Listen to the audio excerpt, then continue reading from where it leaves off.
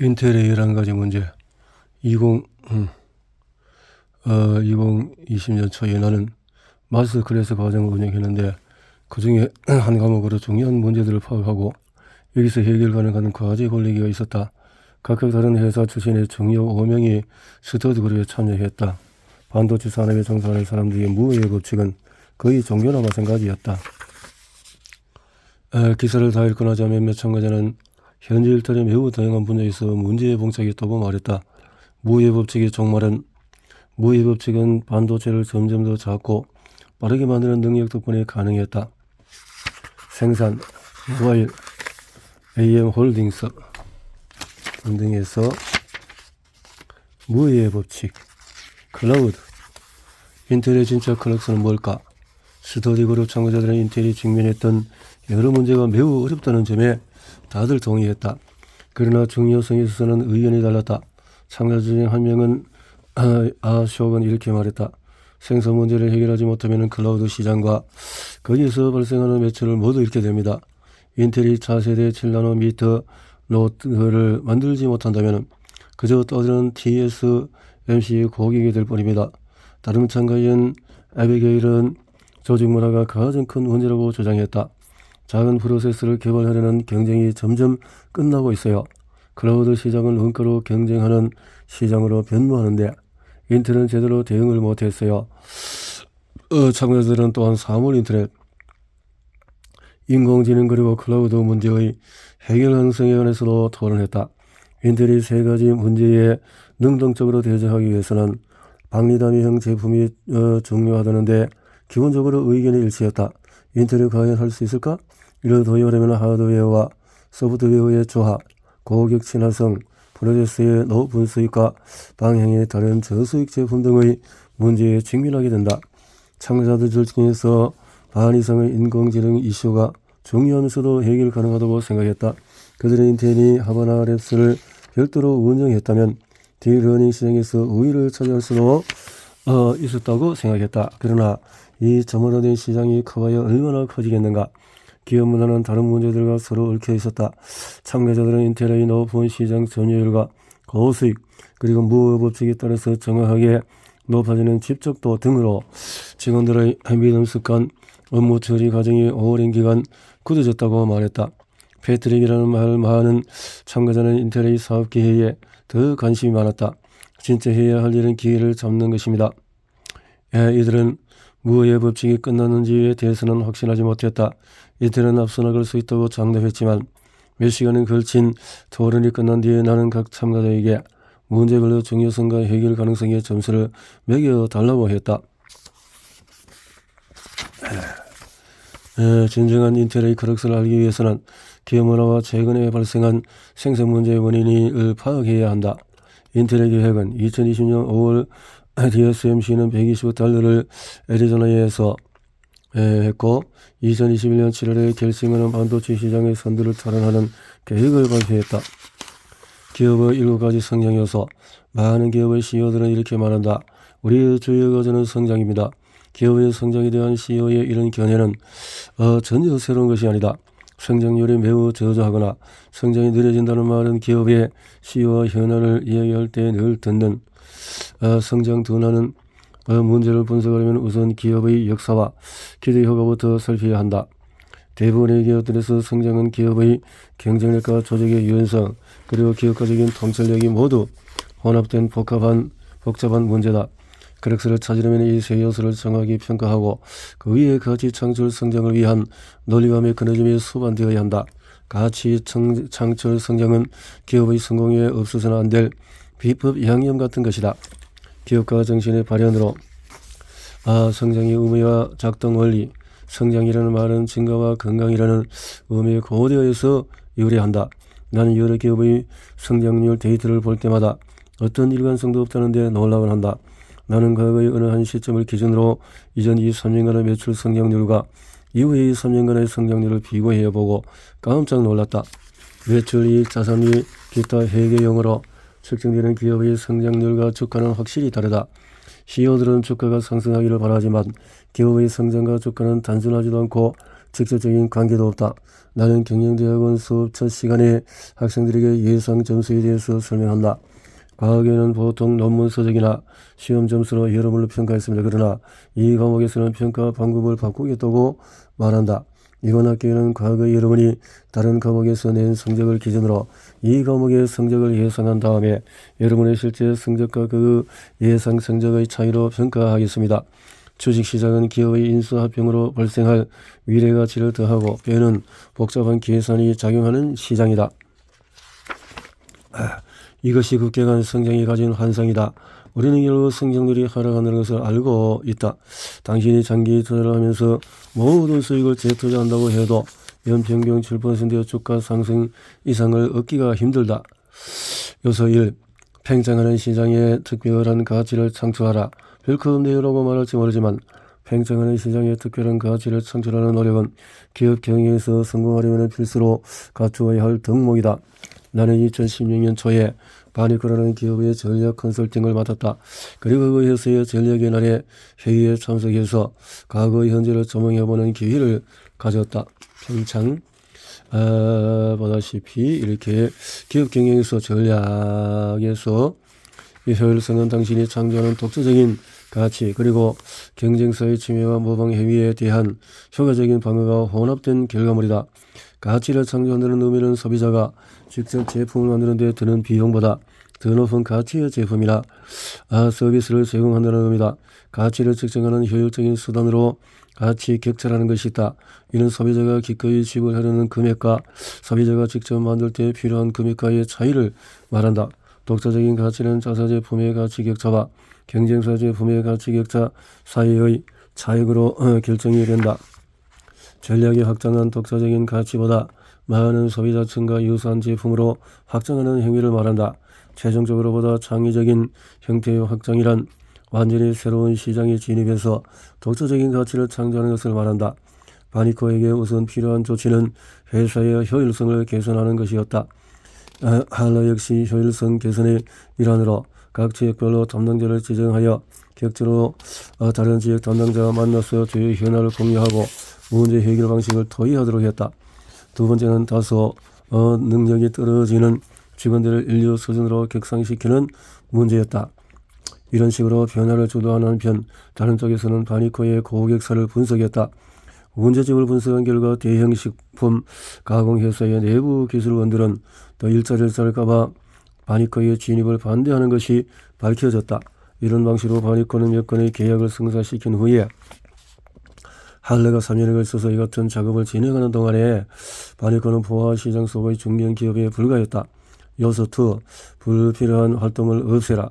기업 또는 분야도 회사 성장을 위해서는 이런 활동을 쳐내고 성장 가능성이 높은 활동에 집중해야 한다. 성장 가능성이 높은 활동에 집중하려면 기존의 진부한 사업과는 경영 시스템, 보상 시스템 그리고 대응 속도가 달라야 한다. 하나에 집중한 S&P 글로벌 에서 하지만 메이저 출판사로 두각을 나타낸 것은 교육 출판 분야 진출한 1917년부터다. 2008년에 금융위기가 닥치자 CON 헤럴드 매크로 3세에는 원래 매크로 힐에는 출판 교육 및 신용평가 분야의 수많은 산입위원회가 상호전하며 얽혀 있었다. 서로 다른 출신 배경을 가진 중역들을 위원회에 모두 섞어 놓다 보니 불필요한 비용이 발생할 수밖에 없었다. 별로 도움이 안 된다는 이유로 위원회에서 제외되기를 원하는 사람은 아무도 없다. 게다가 자회사인 S에서 그런 계열사 정리를 위해서 비즈니스의 거지를 블룸버그에 넘겼고 방송 분야도 2012년에 정리했다. 그리고 교육사업 전체를 팔아버릴 계획을 세웠다. 주정부와 시정부의 교육 예산이 삭감되면서 교육 출판 매출은 2년간 매 분기마다 감소했기 때문이다. 그 해에 매크로 힐은 사명을 매크로 힐 파이낸셜로 변경하고 건축 잡지 부문마저 팔아버렸다. 조직 슬림화 조직 때문에 그룹 매출액은 62억 달러에서 2012년에 42억 달러까지 감소했다.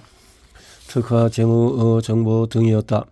글로벌은 불필요한 활동을 없앤 단순한 성장을 보여주는 전형적인 사례다. 거대 기업을 성장시키는 매우 힘들기 때문에 이 사례에서는 부분적으로만 성장에 성공했다.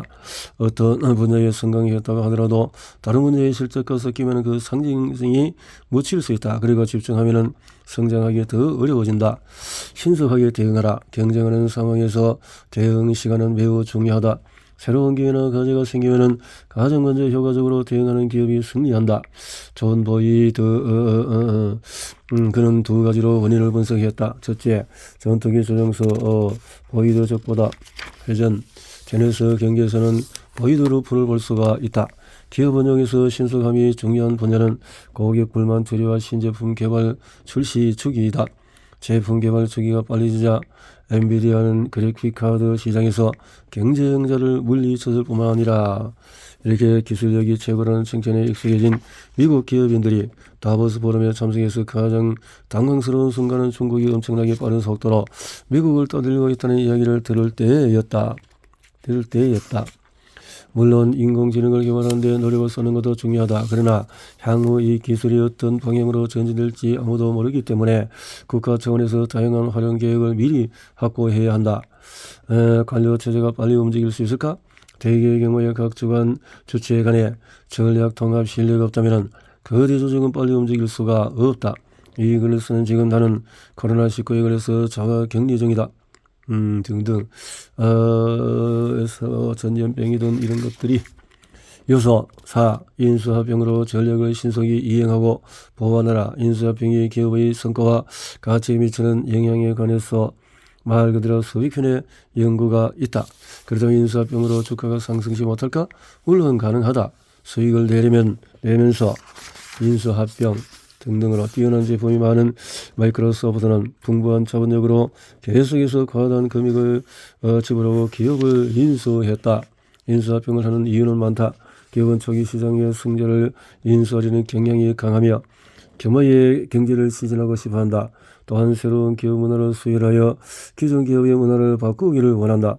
그들은 인수하려는 기업의 고질병을 치료할 수 있다고 생각하며 산업 전체를 지배하려고 한다. 수익성 높은 성장을 추구하는 기업에게 나는 다음의 두 가지 경우에만 인수를 추진하라고 조언한다. 첫째, 기업 내부적으로 창조할 수 없는 기량과 기술, 보유한 기업을 인수해야 한다. 둘째, 기존 전략을 보완할 수 있는 기업을 인수해야 한다. 이런 것들을 요소 너무 비싸게 거래하지 마라. 많은 연구 결과에서 인수기업의 실적이 안 좋게 나오는 이유 중에 하나는 다른 기업을 인수하면서 너무 많은 비용을 지출하기 때문이다. 너무 많은 비용을 프리미엄을 피하려면 개인이 보유한 비상장 기업을 인수해야 한다. 또 다른 프리미엄 기업은 주식으로 지불할 때 발생한다.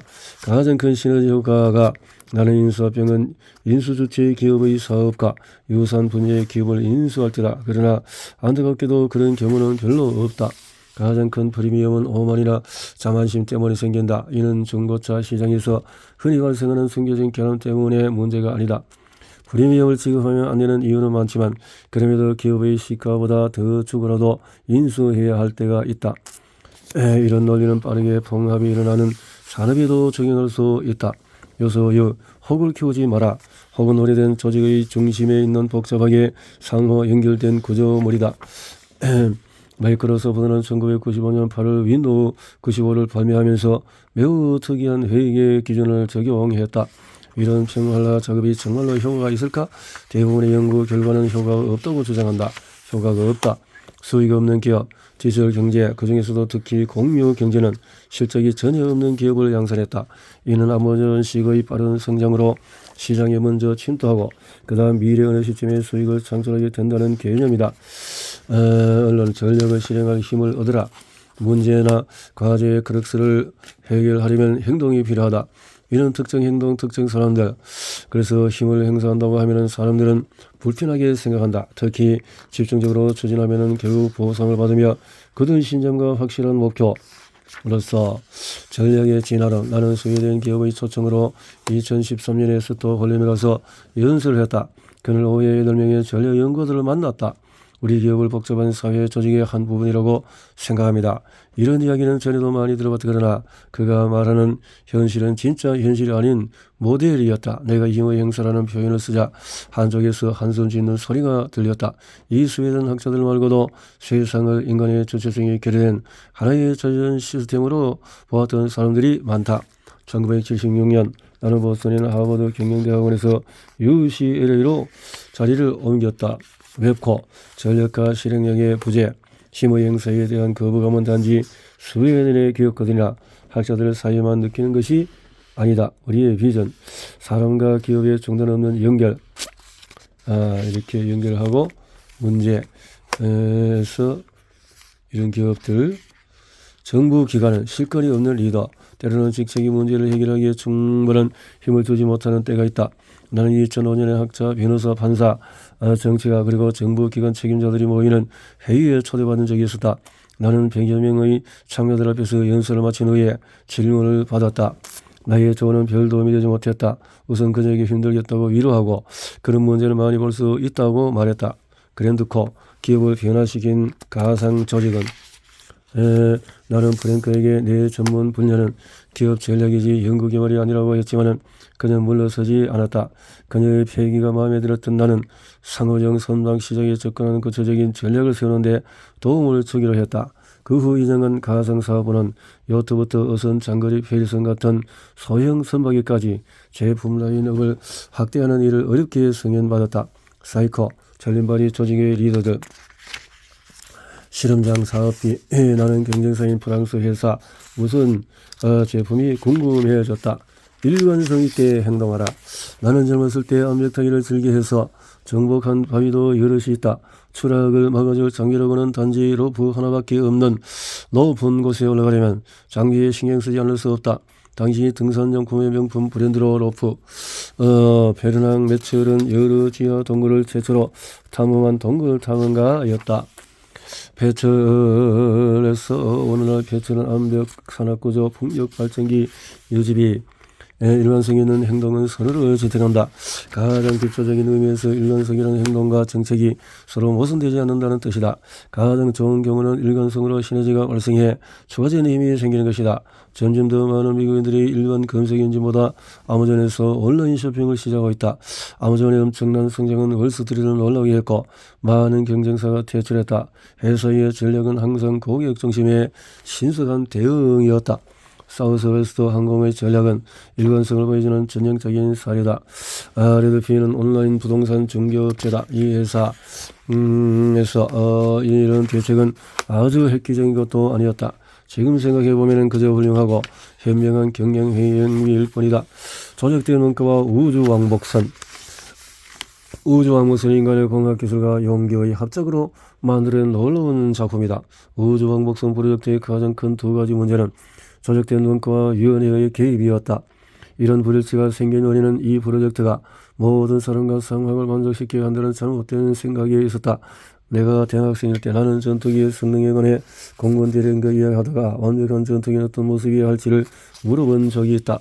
프로젝트 주석 가능 발전 목표의 모순은 일관성 없는 목표를 세우는 것은 매우 쉽다. 2번은 식량 생산에 많은 사람이 농장주가 가축을 키우기 위해서 아마존의 넓은 면적을 태우는 것을 싫어한다.